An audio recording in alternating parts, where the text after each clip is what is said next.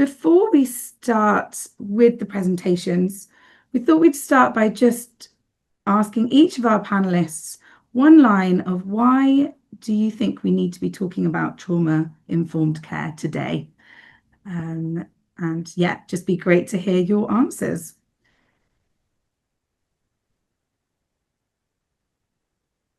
Well, I'll say something.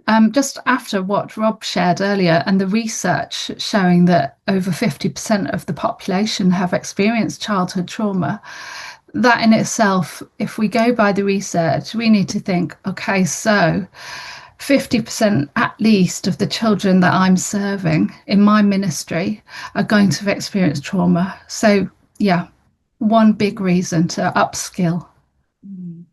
Thank you, Ruth.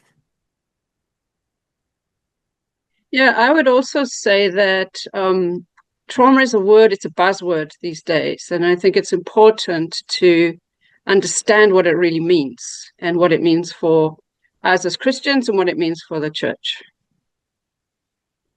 Absolutely. I think we know as followers of Christ that we are broken people and we occupy a broken world, but we don't always understand the complex dynamic that presents. So I think the TI perspective really aids us to understand this brokenness more deeply and move towards holistic healing. Excellent. All of those things, absolutely. And I think those of us who are working with children and understanding the adversities they have dealt with, even if not trauma, toxic stress, and the refugee crisis around the world, we know that when we can bring healing to half the children in the world, like we are literally changing and healing the next generation of leaders in the church. So to lean into this care the very best that we can, it's really equipping the church to move forward in the next generation in a more healthy, in a more positive, in a more influential way. So that really that motivates us. Great, thank you all. Yeah, so you can see that this panel feels very strongly that we should be talking about trauma today, and we are. So we're going to start the main presentations with just reflecting a little more on what is trauma, and I'm going to hand over to Ruth to share with us initially. Thank you. So yeah, what is trauma? So it's really important to all get on the same page because loads of people have different perceptions of what trauma actually is. And to some people, particularly in the Western world, you know, if they've lost their homework on the way into school, that's a big trauma. Whereas we're looking at a global kind of thoughts on trauma. And so someone who's a refugee and who's been through the most hideous abuse and neglect, then this actually is a much different thing. And so there's a kind of a known definition of trauma that comes from the American organization Substance Abuse and Mental Health Service Administration. This definition is quite a helpful one, and it's been adopted by quite a lot of countries. So the trauma results from an event, series of events, or set of circumstances that is experienced by an individual as physically or emotionally harmful or threatening, and that has lasting adverse effects on the individual's functioning and physical, social, emotional, and spiritual well-being. So it's very all-encompassing, isn't it? And that makes us think, okay, it's not just an event, it's what happens after the event. And we all know that abuse, neglect, and untold of things happen in our world, and these things can have an impact on the inside of a person. So on the next slide, just a few of the ACEs. There was research that took place in the last 20 years called the ACEs research, Adverse Childhood Experiences, and in their research they named 10 categories of adverse childhood experiences, and they come under three main areas: physical and emotional abuse, which also includes violence and it may mean physical neglect, not being cared for in the way they should physically. And then neglect will include not only physical neglect, but emotional neglect. And that's just as damaging. I think people forget that emotional neglect is just as damaging to some people as being beaten or violently treated or sexually abused. And so, you know, we need to remember that all of these things count. And to some people, they're deeply, deeply hurtful, painful, and have long lasting effects. So the other category is under household dysfunction. So in a child's household, they may have parents who abuse substances of various kinds. They may have just general exposure to domestic violence of all different levels, constantly for some children, maybe ad hoc for others. Maybe a family member in prison, or a carer, parent or carer who has mental health issues. Maybe a child is witnessing abuse. Maybe the child has lost a parent to separation, divorce, or death. So all of those are classed as ACEs in the studies, but also there are other types of ACEs as well that we haven't that particular research hasn't covered. So things like bullying, racism, community violence, natural disasters, refugee and wartime experiences, much more common all around the world. Homelessness and food insecurity, all of these are also traumas. And the research goes on to say that these types of trauma impact people in many different ways, in a lifelong way, and make them more prone to substance misuse themselves, heart disease, diabetes, other chronic conditions like cancer, suicide, extra accidents, more accident prone, teenage pregnancies, fetal death, complications, and obviously the other things like poor educational and occupational outcomes or opportunities. Serious impact it has.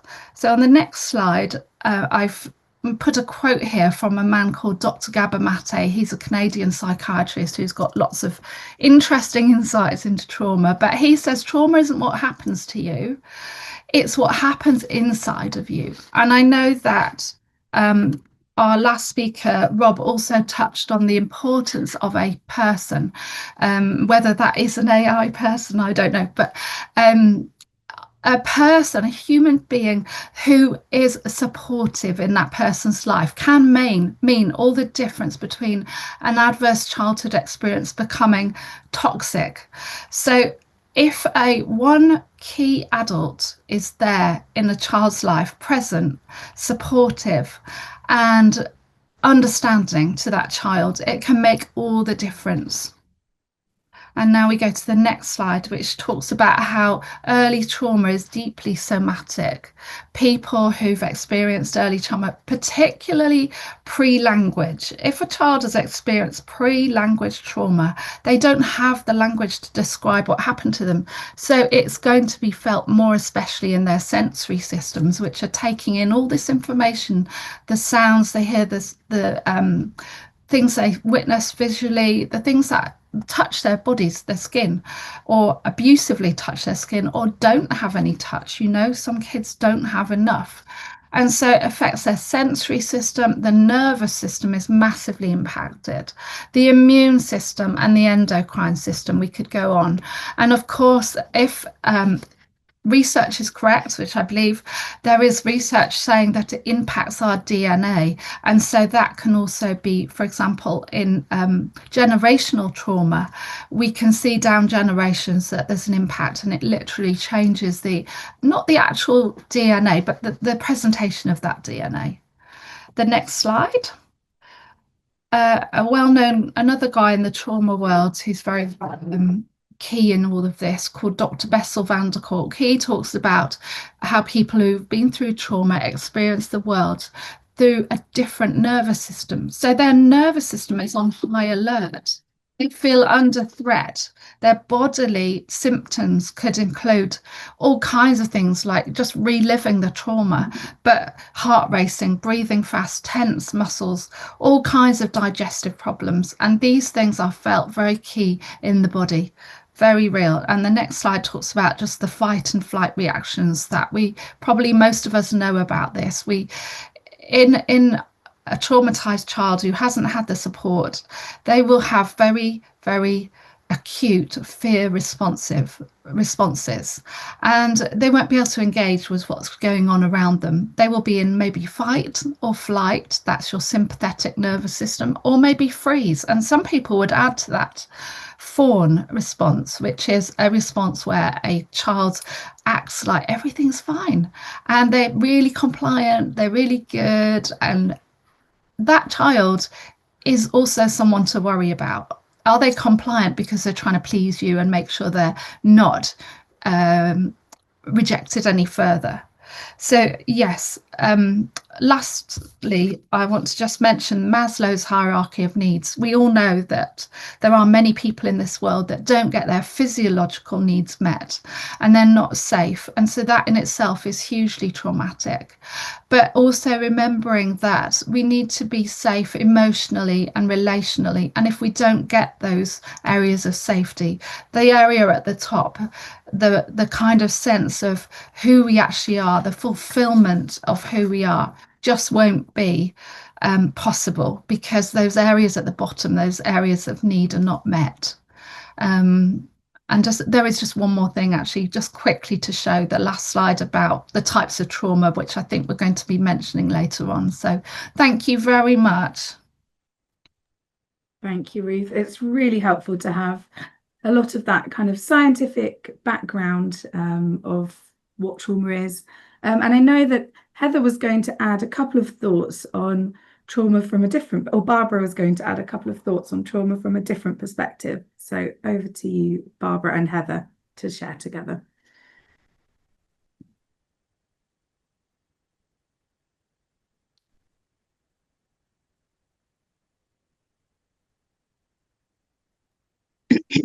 I think the thought that came to mind while Ruth was presenting, thank you, Ruth, for detailing all of those things for us, is that when trauma is regular and reoccurring, particularly as a child, but even later in life, the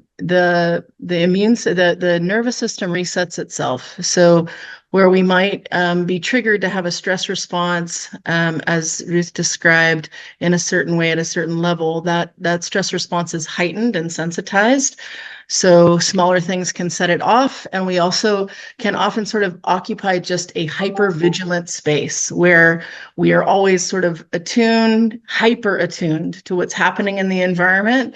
And the stimulus within the environment also has a more acute effect on us overall.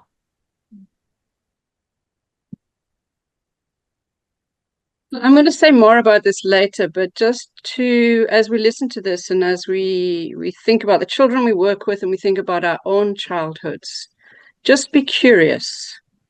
What am I feeling, and how am I feeling it, and where might it come from? Just be curious about yourself and about the kids you work with. Thank you both. I just wanted to add one more thing too. I think shame is a huge factor in trauma. Kids and adults who've been through trauma, quite often, particularly with children, they feel like they're the one to blame, even though it wasn't them at all. It's their worldview, it's all they've known potentially. And huge weight of shame can just weigh upon someone. And we can see sometimes by their posture, they're sort of really demure and very sort of flat affect, flat emotional presentation, and just generally perhaps very much unable to feel valued. Thank you all. Thank you, Ruth. And that actually sets us up really nicely, into the next section, where Julie is going to share with us a little bit more about how can we care for people who've experienced trauma, and how can we make sure that our work is trauma informed. So we'll hand over to Julie Cooper from Trauma Free World to share her story and the story of Trauma Free World. And then following that, we'll have a spotlight deep dive into how the network in South Africa is responding as well, so that you have a little bit of an idea of the journey we're going to take in these presentations. So over to you, Julie. Thank you so much. Thank you, Anna.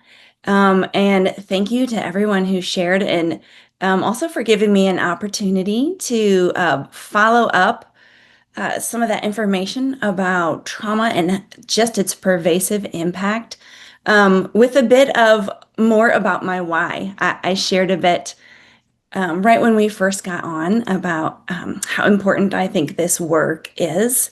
So I'm going to share a bit about my story and a bit about my experiences with trauma-informed care and how, as an organization, we came to adopt trauma-informed care. So before my husband and I moved to Mexico as missionaries with back-to-back ministries, we lived in Mexico for almost 11 years.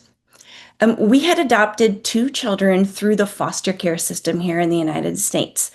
So foster care is the way we care for children in out-of-home care or kinship care, but we had adopted 2 children from foster care, and we had some children of our own. And I remember one of those children was 7 months old. And I thought, oh, she's so young. She won't remember anything from before, and like she'll be fine. We do what we do until we know better, and then we do better. So from the very beginning, we had challenges, and I didn't know what to do. I tried all of the traditional parenting tools. For me, that was timeouts and excessive consequences, and then the calm voice, and then the yelling, and then the charts. And really nothing was working. And we butted heads all throughout her childhood. And even though we loved each other, some of you might be able to relate, there were times when I'm pretty sure we didn't like each other. And I was really just asking the Lord to help me in this, but it was tough. And I started to question everything. I had really believed I was called by God to adopt, right? Like, don't you know the Bible and the book of James, like where you need to care for the widows and the orphans? And I was going to do it. But I began to wonder, like, maybe I heard the Lord wrong. Maybe there's something wrong with me. I wasn't patient enough or loving enough or smart enough. And I really felt like I was failing. So when that daughter particularly had turned 3, she was just little, my kids were little, and we moved to Mexico. We started working with children in Mexico as well, and that was going pretty well.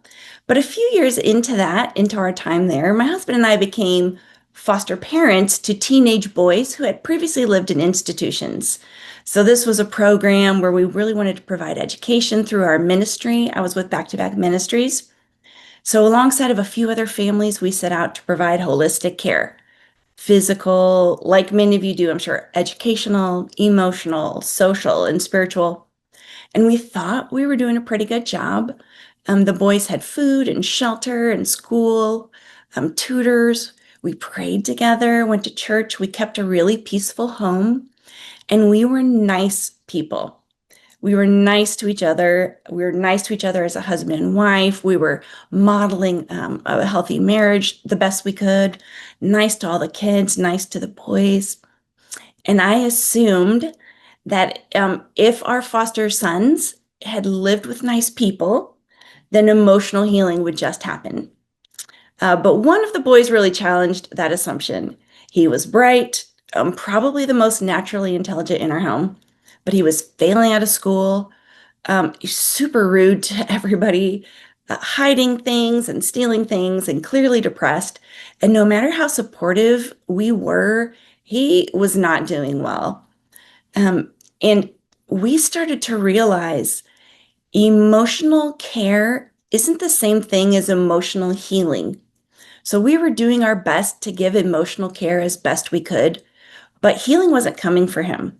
And kindness is important. Of course, we want to be kind, but for kids who've experienced the chronic abuse and neglect, the things that we've just heard about, they really needed more than our kindness. They needed people who understood trauma.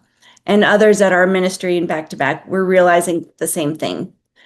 So we brought in experts to train our staff team. And we learned that trauma can literally rewire the brain, just like we just learned about. That survival behavior isn't bad, it's protective. And that healing takes a little more than love. It takes informed love. What we like to say is it's more than being consciously compassionate. We need to be competently compassionate. And here's where my two stories come together. So about this time, we're learning all of this for our foster sons. And I'm realizing, of course, this applies to my daughter too. Just because her trauma happened when she was a baby didn't mean it hadn't left a huge mark on her nervous system, on the way that her development had happened. So one afternoon during this time, she came home from school really distressed. She'd gotten angry and acted out against another student aggressively. She got in trouble. But what really broke her was the shame. And she was just sobbing on our patio. And she said, I know the other kids don't get this mad. Other kids out there, they're not biting people. And she said, Mom, I think there's something wrong with me. And I think that's why my mom didn't keep me. And she had no idea that I was thinking, I think there's something wrong with me. Maybe I shouldn't have adopted. Maybe I'm not cut out for this work. And that afternoon, as we sat on our patio, something happened. And I said, honey, look, can I tell you what I've been learning? I want to tell you about our brains. I want to tell you about how hard things early on can change the way our brains work. And as I explained this to her, and as we both understood, there was nothing wrong with her. And there was nothing wrong with me. I had my own past. I was one of those 50% of kids. And working in this work had brought out some stuff in me too. And we began to understand there's nothing wrong with you. It's that shame. There's nothing wrong with me. It's going to be me and you together against your trauma and against what had happened to me as well. We really understood that we could work together to understand and change the outcomes for each other. And that boy that I was sharing with, as we began to learn, as we got him into some intentional counseling for his past, he not only graduated from high school, but college. So as an organization, we really permeated this training through our staff. But other orgs began to ask us, will you come and train us as well? And we said, yes, absolutely. We can't keep this information to ourselves. And that's really where Trauma Free World was born out of. It's the training arm of Back to Back Ministries. We work closely together with Rob Hall as well to train caregivers up and then provide them that intensive ongoing support through an app like Tico, because this is hard work. We need all the help we can get. And like I mentioned, right, we're trying to change a whole generation of children. This is why training is important. Ongoing support is important. And that is just an honor to be able to share these things with all of you here today. So thank you. Thank you, Julie, for sharing your story and the story of Trauma Free World. It's really powerful. We are going to hear some more from our partner network in South Africa now, so the Connect Network. And Barbara and Heather, who are also on our panel, they are part of organisations that are part of the Connect Network and are very involved in the trauma-informed care working group. And doing a huge amount of work across South Africa, in Cape Town in particular, and with their own organisations and as part of this working group. So we're really delighted to have you with us and to hear about how you make sure that the work you're doing is trauma-informed and how you're supporting other organisations to do that as well. Great. Thanks, Anna. And thank you, Julie, for sharing a piece of your life with us. I think that's one of the reasons that we're so passionate, right? Because trauma has impacted all of our lives with some level, greater or lesser, of significance. Sometimes it's directly, other times it's through the people we love and work with. But I just want to share a little bit about Connect I don't have opportunity to share much about my own story, but Connect has been an opportunity where so much of the passion that's been generated through my experiences have found opportunity to be shared with others. I think in our context, what we find, and I think globally this is the case often, is that there are little to no resources for psychological support. Many people are living with a wide variety of different types of traumatic stressors, and they have very little access to professional care or any true psychological services at all.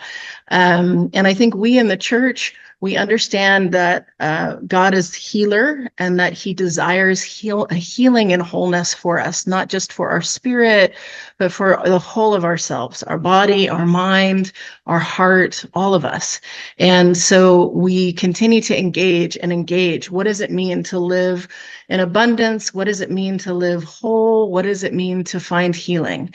And in our environment, one of the complex pieces is that people are having to live in environments of ongoing threat. So often they don't have opportunity to relocate or live in spaces where they are no longer having to deal with the potential of different types of trauma being a part of their life. So we, with the help of Connect and the trauma-informed work group, multiple organizations came together to really think on this issue and start to put together processes that will aid and support churches, grassroots community organizations, and also schools to intervene with people that are living in environments of ongoing threat and support their response, support the care that they're offering those that they interact with every day. So currently we have, we're running 3 different projects. We have a level 1 and level 2, the trauma-informed training.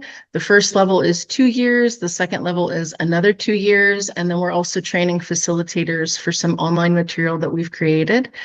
So the process itself is such a privilege to engage with, because we really get that deep time to work with people, to understand them, to get to know them, not just as colleagues, but also as friends in a lot of ways, and helping people work through first applying an understanding of the impact of trauma to their own lives, to the way they interact as teams, the way the organization is maybe structured or interfacing with beneficiaries, and then ultimately the programs and services that they offer to their beneficiaries. So the process has been a learning experience for all of us, and we're really grateful. We have a series of workshops that we do with each cohort, and then we also do online mentoring sessions or application sessions with each organization, church, or school. So that's in a nutshell what we're doing, in addition to the online course that we work with to help people train. Thanks, Heather. To add to that, when we start with a group, we address quickly, and then we keep addressing it. Some of the things that we've heard already, the sense of shame, and changing the question to what is wrong with you or what is wrong with me to what has happened to you, what has happened to me, and then to create around ourselves a community of care where we can talk about what has happened, what is happening, where we can create a space for others to talk about it without judgment, so that shame doesn't stay over us, that we can become free of it. And then as part of the learning process, we look at how big trauma actually is in the life of an individual. So if we could share the trauma journey PowerPoint. Is it this one? That's it, yeah, thank you. So we look at a way of how do we unpack the trauma that we have, as we think and this is about how you do it. Understanding and addressing trauma, working towards healing, it's helpful to see that trauma happens in a multi-layered context. First context is the individual themselves. And here the question is, what happened to you? What happened to this person? Family situations, early childhood experiences, abuse, poverty can all lead to overwhelm and trauma. And every individual lives in a social context. They live in a family, they live in a community, they interact with people on a day-to-day basis. And for some, daily life adds to the overwhelm and trauma. The broader context then includes local government services, churches, societies, hospitals. The outside of so if individual lives in an immediate family, they also live in an external social area where day to day they are coming across or not being able to access services. Outside of that, there's the things that are happening in the whole world. And with social media, we hear everything that's happening everywhere on a scale that is just beyond. And then at the end of all of that, when we think we've considered all of the contexts, all of the areas that a person can walk through in their daily life, we recognize that actually there's a whole heap of history that happened before that person was even born, and historical trauma and intergenerational trauma for individuals and families and communities has a huge impact, especially in our context in South Africa. So trauma is big. Heather. Thanks, Barbara, for helping us with the context. Yeah, I think just to emphasize on this understanding of historical trauma, that so many of the different groups we work with, different ethnic groups, different historical contexts due to colonialism and other types of historical events, have really set the stage for a particular interaction, a particular type of dynamic between groups and within groups that is oftentimes trauma organized. We call it trauma organized, meaning we are navigating the world based on our previous trauma and the things that are necessary because of those things, what we've experienced. So let me maybe go to the next. I'm going to share a little bit about our process, really in a nutshell, where we try to go with people and how we start. So you can go ahead and throw the PowerPoint up, or I can throw it up myself, but I think you've got it because I saw it a minute ago.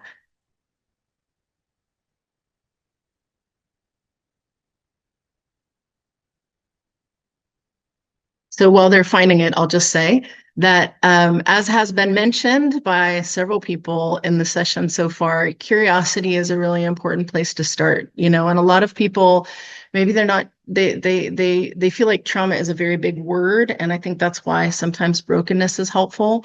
But just we encounter things that we don't understand, right? And in our heart, in our mind, we start asking questions, why is this person responding in the way they are? I'm doing all I can, like Julie talked about. I am trying to be loving. There we go. That looks like it. Okay, thank you. I'm trying to be loving, I'm trying to be caring, or I'm trying to be a good Christian or a good caregiver or a good pastor. I'm trying to be a Christian leader and I just feel stuck. I really can't unstuck myself. I've pulled from all the resources that I can pull from. I just don't know how to help, or I just don't know how to get past this. And once people start asking those questions, we can move to the next slide. Then enter into the room trauma. We've heard a little bit about what trauma is. And of course, understanding trauma is a journey. It takes time. And there's so much more to say than what we're able to say here today. But I think to just give a basic overview, in regard to the processes that we work with in the groups that we're journeying with. We can go to the next slide. So there is a basic learning arc that we use to understand how to move from a trauma organized, we can go to the next slide, a trauma organized way of living to a place where we can experience greater healing and also help others heal. So trauma organized, what does that mean? It doesn't mean that we have organized our trauma, but rather that our trauma has organized us. So our responses and the way we live, oftentimes we don't know that this is how we live. Sometimes in our communities, this is just how it is, right? So I didn't mention, but all of the schools and NGOs and churches that we work with, the vast majority, I would say nearly all, are working in informal settlements. That is the context, or severely under-resourced environments where there is a prevalence of violence in a variety of ways. And I was in a community just yesterday, and as I drove in, I saw this 11-year-old with his hand stuck in his pants. And I realized, it made me remember that a few weeks back in this particular community, there had been a lot of shooting, a lot of severe gang violence, and children on their way to school had been hit by stray bullets, and there was just a lot of fear. People were afraid to leave their homes. And one of the ways that young men in particular show that or protect themselves in this environment of ongoing threat is to put their hand in their pants so that people don't know if they're carrying a weapon or not. Maybe it's a gun, maybe it's just a cell phone, maybe it's a knife. No one really knows. But if you have your hand in your pants, that's a way to say to the world, like, you don't know what you're going to get when you come confront me, so you better stay away, or, I could have a gun. So this is a very small example of how people can become trauma organized. So this young boy, 10, 11 years old, can't actually leave his front door unless he's finding a way to show others that he's armed, even if he's not armed. Other ways that we become trauma organized, of course, is maybe with substances. We're avoiding thinking about things that really feel overwhelming to us. So people abuse substances, other people act out with their intimate partner and end up harming and hurting others. Sometimes we just avoid places or avoid people or avoid talking about certain topics because it just isn't a place where our heart and our mind can go. So anyway, trauma organized. Let's move on. What we try to do is help people recognize the ways with which they're trauma organized and move towards a trauma-informed understanding. So this is offering initially some basic knowledge that trauma does have an impact on us, like we're talking about today. It has an impact on our heart. It has an impact on our mind. It has an impact on our body, which is so important to understand. And to help people acknowledge that that is the case, and then to move towards exploring that. What is the brain's response to experiences of trauma in different contexts, whether it's incidental, prolonged, complex, and how does the body in turn respond to the way that the brain is functioning in trauma. Further on, as we continue to move forward, we go into a more applied understanding and applied principled application. So we understand some of the principles of what it means to be trauma informed. We understand some of the impact, and we're able to actually utilize practices that help to offset that impact. So, of course, a wide variety of different types of regulation practices to actually first calm the body, calm the nervous system, so that we can actually turn our brain back on. Maybe some of you have seen the flip the lid model. That's a really common one. But what we know about the brain is that we go into survival mode and we're not actually able to process information in the same way. The way we respond, the way we think is severely impacted by a trauma response in the body. So helping us find those practice different ways to calm the body and bring the body into a place where we can think more clearly, where the stress response is no longer triggered. That's one of the first aspects of principled application as we're dealing with trauma. And then continuing to roll out a variety of principles related to trauma intervention, and ultimately coming to a point where we are able to apply those principles on a regular basis, and we have a deeper understanding of what's happening in ourselves so that we can help others and ultimately become more trauma transforming people. So not only have we sat with our stuff and really tried to move through it in a safe environment with people who love us, with people who see us and hear us, and with the Lord and the Holy Spirit guiding us, but now we're able to actually see others.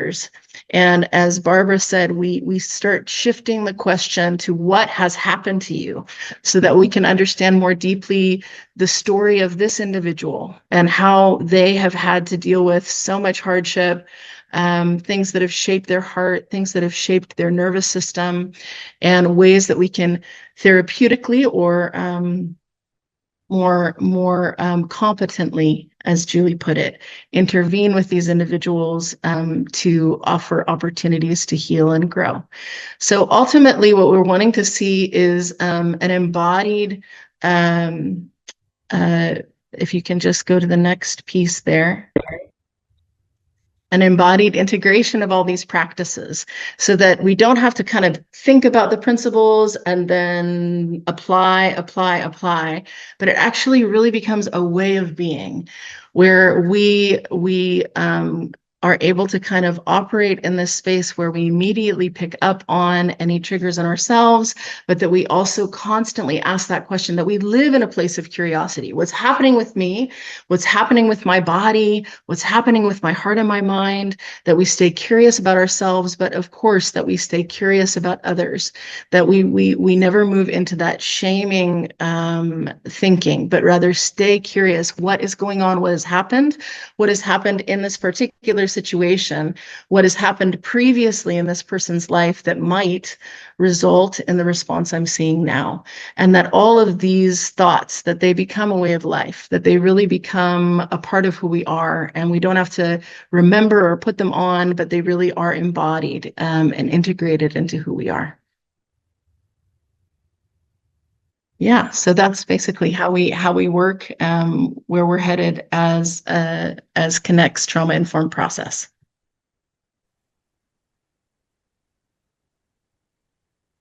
Thanks, Heather.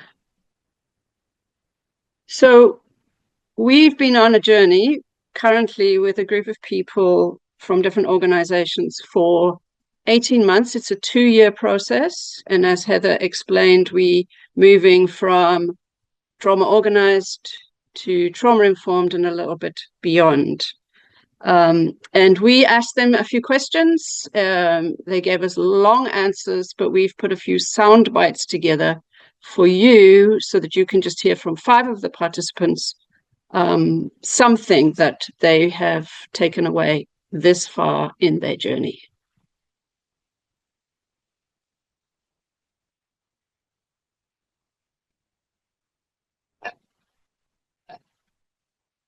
So if we could show that PowerPoint, that would be great.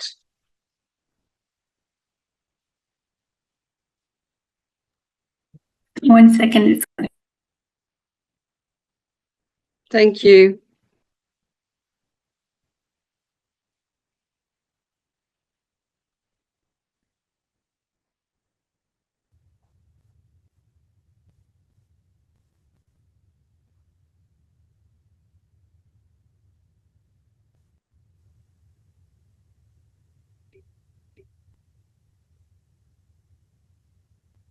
And one was pushing all the buttons.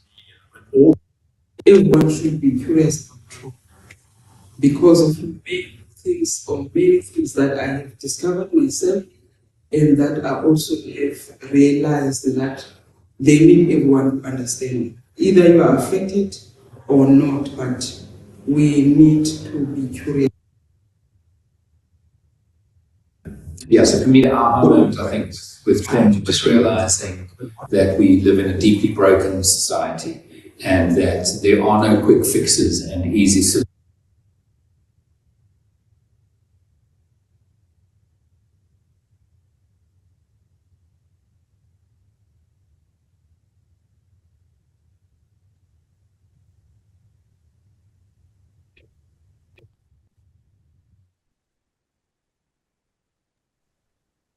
Sorry, Phil's going to share.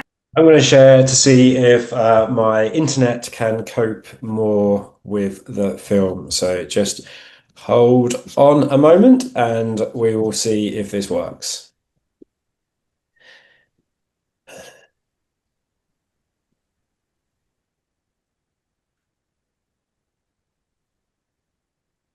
Let's see if you can now hear this. Everyone should be curious about trauma because of many things that I have discovered myself and that I also have realized that they need everyone to understand. Either you are affected or not, but we need to be curious about trauma. Yes, I mean, our moment, I think, with trauma was realizing that we live in a deeply broken society and that there are no quick fixes and easy solutions, actually. And it takes patience, perseverance to really see lasting transformation in the communities we serve. So but Roma informed ngendlela ngoba kwizipesi esikuso sonke sithi ukwazi ngetrauma even abazali because badila nabantwana and abantwana that abakwazi izinto ezahlukene so kubalulekile uba umntwana etrauma informed. So I think that's what the argument. I think just covering that not every behavior in the community or with people is on purpose, but people are not knowing what's happening in their bodies. Thank you for the opportunity to share the work that we have done with Children at Risk Action Network, but also after I left, it's now over a year, I left last year in March. And somehow as a part of transition, I've continued with work in disability, I must say. Very interesting area. So I'm happy to share about disability. And in trying to understand disability inclusion, we cannot do that without understanding what disability really is. Please change the slide, please.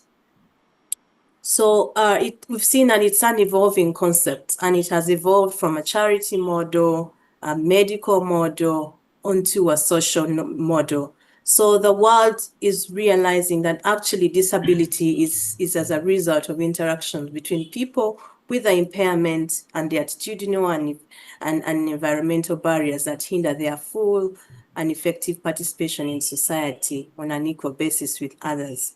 So it's not necessarily the impairment, it's the interaction with the society. Next slide, please.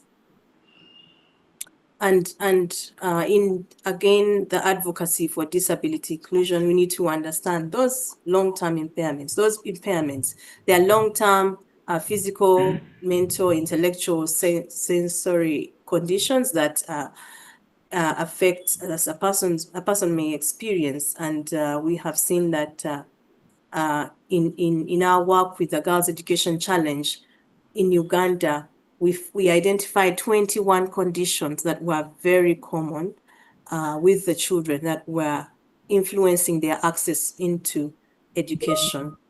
So we need to also think about and understand the barriers. What are the obstacles that are created by society?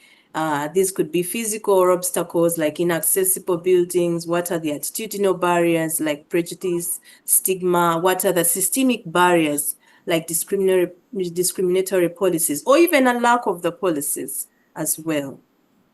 And also in trying to understand inclusive development. Development can never be inclusive if there's limited access to economic opportunities and resources for some people. And because of the fact that education is quite pivotal to any societal development, it changes the world. I'd like to take a case of inclusive education. And in understanding inclusive education, it's basically a system that welcomes and celebrates differences and diversities in mainstream education, and adapting the resources and facilities to suit every learner's needs. That's basically inclusive education. So I will share many examples in the area of education because of the fact that education is powerful. It is the best tool with which we can change this world. Next slide, please. Why we should be concerned? We have globally over 1 in every 10 children has a disability. So, and 16% of that population is in developing countries, and Uganda alone just has 13.2%. The statistics are more alarming for one of the hidden disabilities, dyslexia, where we have 1 in every 5 people. That's between 17 to 20% of the population having a condition called dyslexia. You cannot identify a person with dyslexia unless you have interacted with them. You can't see them you can't see on their face that they have this condition, and yet it affects 1 in every 5 people. That's a very high statistic. And the challenge with that, it's that it's hereditary. It runs in families. It's genetic. So if a family has dyslexia, there's high chances that the children or the next generation within that same family will have a condition called dyslexia. We have seen also research showing us that 80% of those of the disabilities are hidden. If you go to the next slide, we'll see many of the learning disabilities. Now, specific learning disabilities where dyslexia falls and other disabilities like dyscalculia, like dysgraphia, you cannot see a child with such conditions with just looking at their face. And yet there are quite many. The statistic is high. The statistics are high for those kinds of conditions. So we should be concerned. We need to know the numbers so that we can budget well, we can plan well. Next slide, please. And it is their rights. The United Nations Convention on the Rights of Persons with Disabilities emphasizes clearly the right to access for children and people with disabilities. And we have an obligation as Christians under international law and all national laws. In Uganda, we have quite a number of laws to address issues of exclusion of children with disabilities. It's critical for us if we think about disability inclusion, it helps us to contribute towards achieving sustainable development goals, especially goal 4. And the number of children with disabilities is increasing. Maybe that is because of some awareness, but also the populations are increasing, especially for Uganda. But also the risk factors are many. We don't have enough time to talk about the causes of disability, but there are many risk factors. And because of a number of issues, including environmental issues, they are increasing. Now, the biggest challenge is that children with disabilities will die up to 20 years earlier than those without disabilities. So our inability to act leads to loss of lives. So this is very, very critical. And again, if we don't act, there's a risk of developing other comorbidities. A child with one disability, for example, like cerebral palsy, can easily develop other disabilities if not supported. Next slide, please. So it's biblical. The Bible talks about having the little children come to our Lord Jesus, and having us talking about welcoming the least of the brothers and sisters by the things that we do. And we have seen in many forums where provisions for access for persons with disabilities are not even thought about. So what should we do? We need to think about our policies. Do we have organizational policies that are intentional about including children with disabilities? When we started the work with GEC, the biggest challenge we found was the absence of a national policy to support inclusive education. And we're grateful that the project ignited that fire So we started again the discussions, regional consultations on what should be included in that policy. And by time of closure of the policy, of the project, the policy was at cabinet level. So at least we know that there's something that's going to happen, even if it has not happened in the lifetime of a project. We're thinking about the referral pathways. Where are the children? Where are the children with disabilities? The Girls Education Challenge again helped us to find the girls hidden in the homes, excluded from even participation within the society, even within a family setting. So we've found the girls with support from the mentors. There's a lot of training and a lot of efforts to support their transition from home to some learning center and then to another form of learning away from the center. But we could not have done this without a coordinated effort.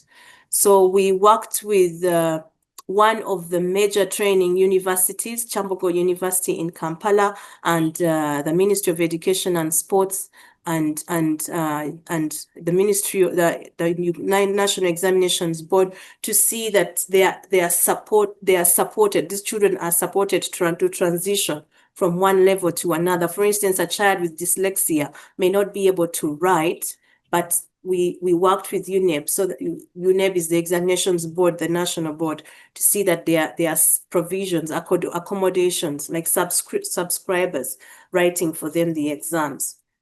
We through again the coordinated effort, we were able to develop a national learning identification tool. This is living beyond the life of the project. It's an awareness tool, but it's helping many parents and teachers to know what is affecting my child, how can I help my child, together with the resource guide. And the beautiful picture that you see there is a picture of the Inclusive Education Assessment Center that was not there. But because of that coordinated effort and the funding from the Girls Education Challenge project, that center was revamped and it has supported over 1,800 children.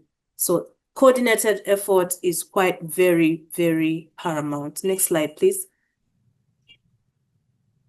So if we want to move forward to disability inclusion, we have to increase awareness. Sometimes you might think that people know, but actually there are still other people who need to know. There are still other people getting on the block, and they need to know that disability is real and it can affect and hinder in inclusive development. If thinking about our mission and vision statements, are they including issues to do with disability?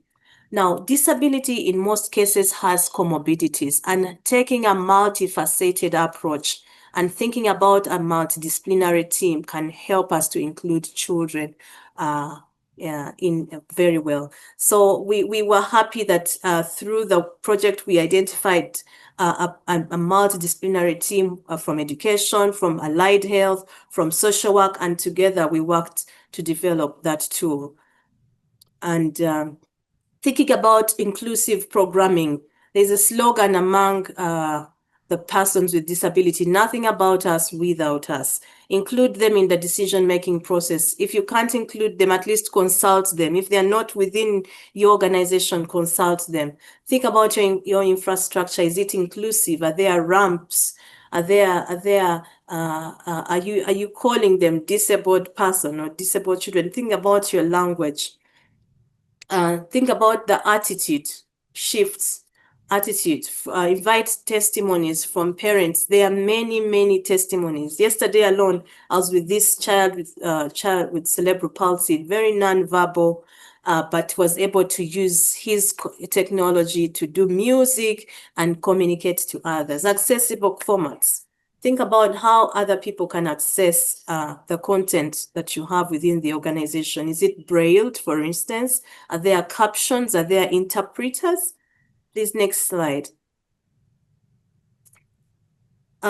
Just before we end, I think there's a lot of reward in investing in research. I didn't write that down, but there's a huge gap in getting relevant current knowledge about disability inclusion. So maybe that's something that we all need to think about, especially as a fellowship of believers. What a joy it will be that we are bringing on board knowledge, current knowledge, in such an area that has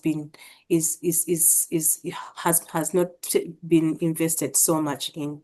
It takes you to light the candle. Thank you so much for listening to me. But as at Connect, we got a lot of people together and had lots of talks around what the impact of trauma and what does it mean for trauma and what does that mean for us as Christian organizations and how do we begin to address it. And we came up with a model of training that helps organizations and people from the organizations to work out and understand what trauma is and to become not just trauma informed, but trauma transforming. And we'll go into some more detail about what that means just now. But we have a 2-year process that really just introduces trauma-informed care in our different contexts. And then another 2-year process with those same people that looks at how do we apply what we've just learned. And we always start with ourselves and with our own lives because trauma-free starts with me. I can't help other people heal if I'm not doing the work myself. And like Julie said, we can't help a child regulate if we're not regulating. And then we also have now created an online introduction to trauma care, which is on our LMS, and that we are about to pilot some facilitation training of that with some of the organizations that have gone through our process. And we're going to share a PowerPoint now, but the PowerPoint is about the context of trauma and how big trauma can be and the things we should be thinking about when we look at trauma. As we think about understanding and addressing trauma, working towards healing, it's helpful to see that trauma happens in a multi-layered context. The first context is the individual themselves. And here the question is, what happened to you? What happened to this person? Family situations, early childhood experiences, abuse, poverty can all lead to overwhelm and trauma.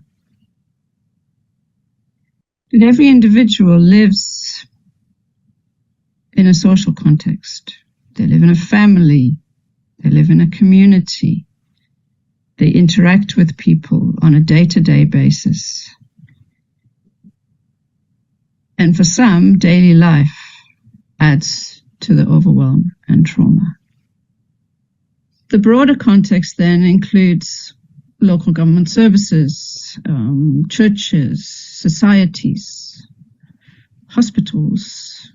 What's going on in the community around them? What is going on in the broader context? Are there gangs? Is there violence? Is there access to water? All of these things can impact the trauma of the individual. And then next we have the national and global contexts. With social media, we're aware of more and more of what is going on around us and around the world. What is happening in the country? What has happened previously to the country? And if all of these current contexts are not enough to think about, there's a whole history of things that happened before the individual was even born that will have impact on their life. And the way we do this journey is we get curious, we ask questions. Next slide. So we ask the question, what is trauma and what about me? What is trauma? How does trauma impact me? Next slide, please. You see, we become aware of what's going on in ourselves. We become aware that maybe we're not quite as regulated or as emotionally healthy as we ought to be. Next slide. And we discover that we're being organized by our trauma. We're not in charge of what's going on, we're reacting. So we want to take a journey towards trauma-informed. So let's go on the journey. So we're changing the way we see the world now because we have some basic knowledge. We've learned about the brain. We've learned about what happens within inside of us. And then we start to put it into practice. It's difficult because we have to change our way of looking at the world and way of seeing the world, and we change that question. But it becomes something that we're working on. And then we keep working on it, and we keep going on this journey. Next slide, please. And then we find that we're in a situation where things begin to change. We're changing, and those that we're working with, we're helping them change. Because now, so next slide, thank you. Now it's embodied integration. What we've learned and what we're learning becomes second nature. It's the way we now are. It's what Julie was talking about how the way they changed in their home, it became a different way of being. And then we can become trauma transforming. And we've been on this process now. So the first 2 years of the process, we get to trauma-informed and principled application. People are trying hard to be more trauma-informed and to work in a more trauma-informed way. And then the second 2 years, we look more at, okay, so now how do we make that second nature and how do we pass that on to other people? And we have a group now that are 18 months into the first process. And we asked them a few questions and they put a film together, but we've taken sections of that. So all of these individuals that you're going to hear are working with women and children who are living in continuous trauma situations in most cases. So this is what they had to say about trauma.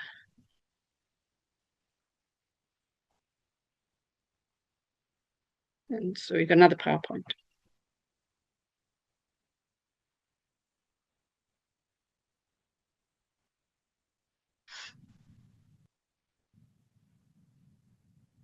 Everyone should be curious about trauma because of many things that I have discovered myself and that I also have realized that they need everyone understanding. Either you are affected or not, but we need to be curious about trauma. Yeah, so for me, the aha moment, I think, with trauma was realizing that we live in a deeply broken society and that there are no quick fixes and easy solutions, actually. And it takes patience and perseverance to really see lasting transformation in the communities we serve. So ngenithi umuntu ufanele bana ba trauma informed ngendlela yoba kwizibase esikuzo sonke sidinga ukwazi ngetrauma even abazali because badila nabantwana and abantwana that abago through izinto ezahlukeneyo so kubalulekile uba umuntu abe trauma informed. So I think that was an aha moment. I think discovering that not every behavior in the community or with people is on purpose, but people are not aware what's happening in their bodies and in their lives. And while it was pushing all the buttons in me in all the wrong ways, I had to take a moment to go like, but what do I understand from the situation? This is not about, the disrespect, or this is about, that question that we keep on asking. It's not what's wrong with you, but what happened to you. And the moment we could get away from the, what's wrong with you statement into the, okay, but what happened to your life? And when we understood what happened to that boy's life, it gave us, it didn't make it easier necessarily, but it gave us the ability to walk differently into that environment and to push through. And I think for me, what flowed from that was to see the change over the span of just a day. But then in the work that we do, if we apply those things, we see the span of change through a lifetime, and that's lasting change. But it also highlights that there are very few people that are prepared to stay in those spaces. There are very few people prepared to deal with the mess and to stick it out. And for me, being more trauma aware or trauma informed was something that popped up in that moment, and it just meant, okay, but there's something here that I understand better now, which means I can cope with it better, I can deal with it better for myself, and perhaps less impact on me out of the environment, but it guided me into something that made it lasting and brought about change. And for me, that was really profound.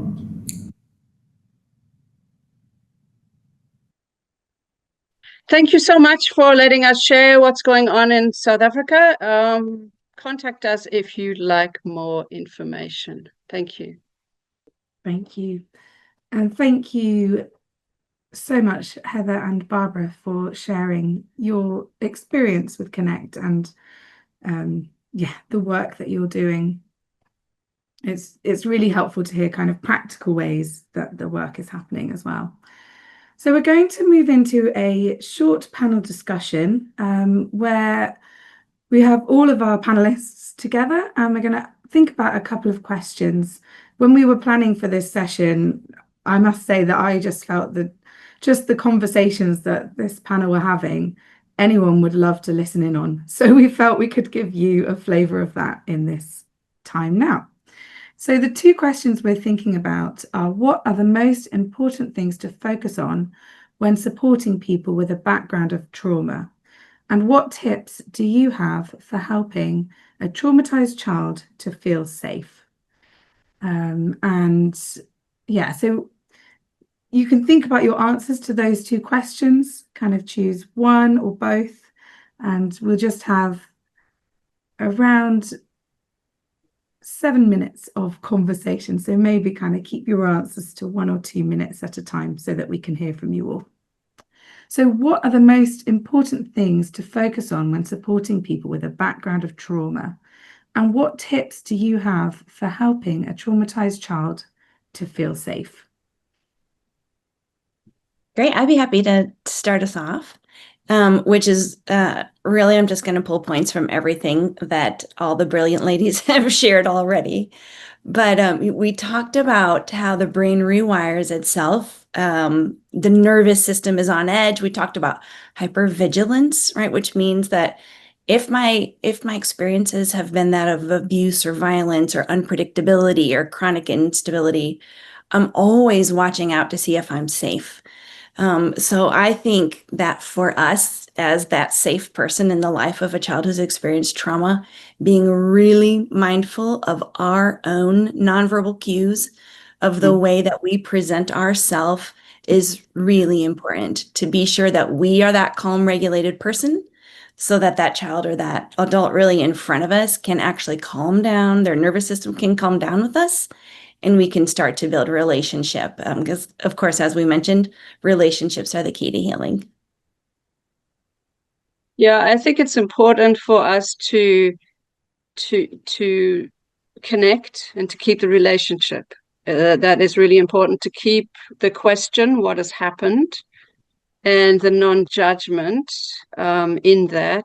And then also that, yes, the trauma changes the brain, but a healing community and over time can change the brain too. Something I'd like to add is the first thing we need to think about is having safety, felt safety in a situation where someone is still having ongoing trauma happen to them. The first thing, we can't really do an awful lot until we get them out of that situation. And I know that can be pretty tricky.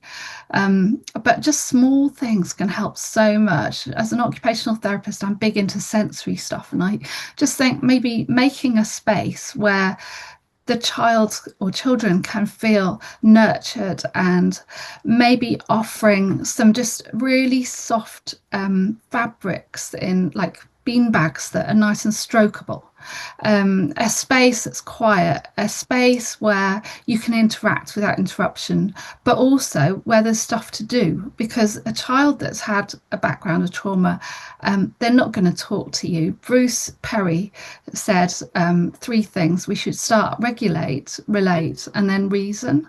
And so the reason is the top bit. We can't talk to someone, you know what we're like in the middle of a horrible conflict in our lives. We don't want to talk about it until it's kind of a little bit boiled down. And so it's finding a safe space, safe relationships, and then relating in a way that's going to just make them feel happy, and maybe a bit of laughter in there, and adding something to do. Like I mentioned, people can't necessarily share deep and meaningful stuff unless they're actually doing something. Maybe just have some Lego there, or building blocks, or a sand tray, or just some nice things that they can eat. That and yeah, just feeling safe in all the ways that we need, bodily and emotionally. Thanks, Ruth. Yeah, and I would say, a lot of us have not necessarily experienced safety in our own lives. In small ways, yes, but oftentimes we haven't really been seen and embraced in a non-judgmental space. And as much as we wish the church was the safest place on earth, it often is not, right? I think we all know that. So I think it's a bit of a cliche, but to make sure that your mask is on before you try to assist others, like so many people have said, to make sure that you have found that you're checking in with what's happening within you, whether it's in a particular interaction you're having with someone, or even just on a daily basis in your own personal life, in your professional life. And I think trauma-informed processes are very iterative, right? There's never any one-size-fits-all solution. Every relationship is different. Every interaction is different. So trusting that context is important, and then thinking through and trying on different things, like Ruth was saying, if you're working with a child and they're needing a safe space and cloth is something that they connect to and enjoy, then provide that. If it doesn't seem to be working and they're resistant, go another route, to help their nervous system calm down. But I think iteration and experiment, trying different types of interventions is so important, and that we can first try those out on ourselves, right? What helps me just really get reconnected to my body, to my heart, to my own soul and spirit? Maybe it's gardening, maybe it's getting my hands in some soil, maybe it's singing, in a choir or band, or wherever it is that we first experience safety for ourselves. So each of us as practitioners in this space have a community where we are held, where we are seen, where we are supported, where we can just be. We don't have to be afraid of people judging or shaming. We can honestly just be real and vulnerable. If we haven't experienced that, and if we don't have that in our lives on a regular basis, it's going to make it super difficult to show up in that way for other people.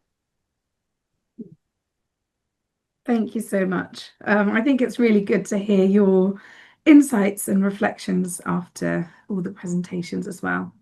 So we've made a PowerPoint presentation with some resources, and I know that Adrienne has been sharing some links as well on the chat, which is really helpful.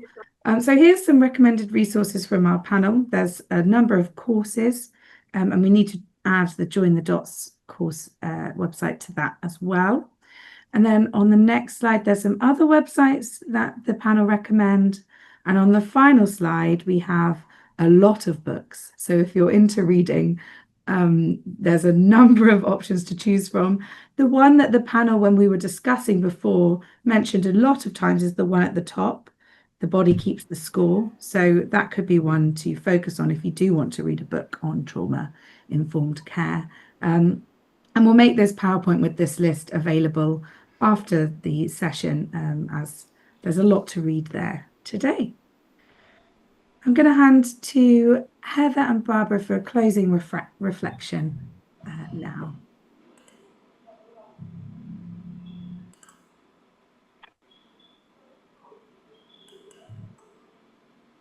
I'll start us off just to say that, as was mentioned, making the choice to become more trauma informed is a process, and it requires patience, and if at any point you feel like things are coming up for you personally that just cause a tremendous amount of overwhelm, or you're experiencing secondary trauma, because we as workers, as community workers, as people who are engaged with faith and a desire to move towards healing and help others move towards healing, oftentimes we are just like inundated with stories, right? Maybe some of us aren't in that space, but I think a lot of us are, where it just never stops. The need never stops. It just goes on and on and on. And those stories build up, in our heart and our mind and our spirit and our nervous system over time. We can become really burnt. Compassion fatigue is very much a real thing, but the impact of secondary trauma, exposure to so many stories, that in and of itself is trauma, and does have an impact on our nervous system, our body. So be patient in the process and stay attuned, and give yourself just grace upon grace upon grace. Make sure you find that safe community. We must have that safe community to support the work that we're doing.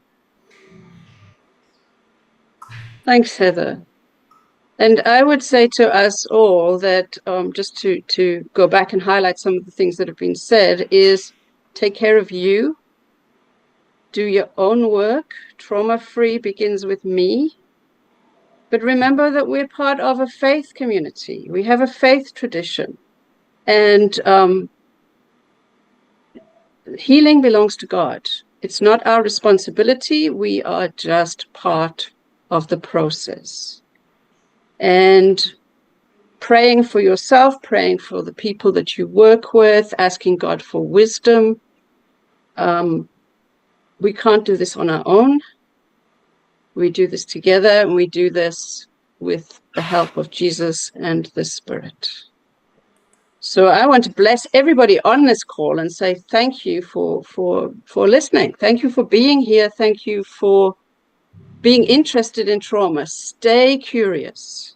Stay curious and stay non-judgmental. Condemnation doesn't help. Amen. Amen. Thank you, Barbara, Heather, and Ruth, and Julie as well. That ends our panel discussion on trauma-informed care. And yeah, there's lots going on in the chat. So please do kind of keep sharing your reflections, look at the resources, and continue these conversations.